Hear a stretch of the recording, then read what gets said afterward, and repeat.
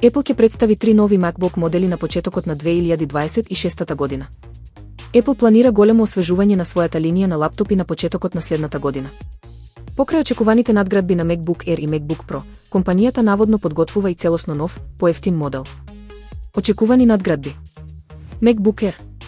Чип, ќе добие нов M5 чип.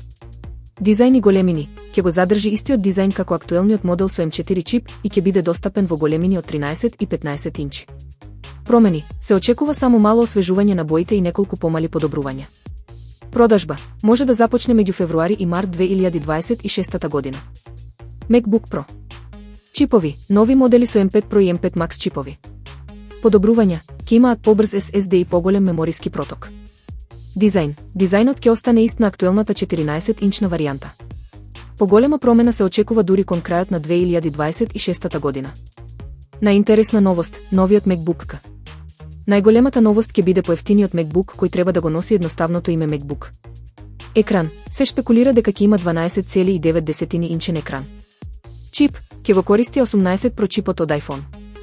Цена, се очекува цената во САД да не надмине $700.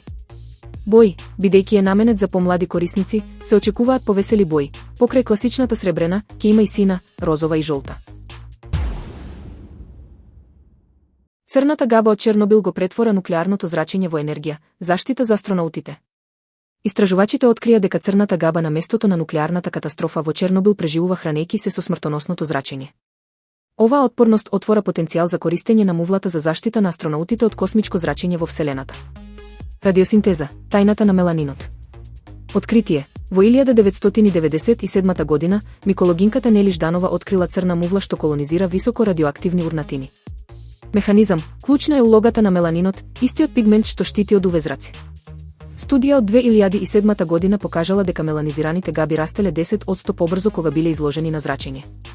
Објаснување. Овој процес, наречен радиосинтеза, овозможува меланинот да ја претвори енергијата од јонизирачкото зрачење во употреблива метаболичка енергија.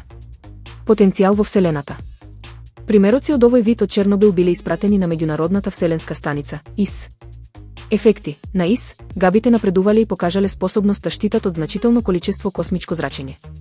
Апликација. Астробиологот на НАСА, Линд Дж. Ротшилд, замислува микроархитектура ка живеалишта од гледани од габи на месечината или Марс. Овие живи ѕидови би биле саморегенерирачки радиациски штитови, што би ги намалило трошоците за лансирање.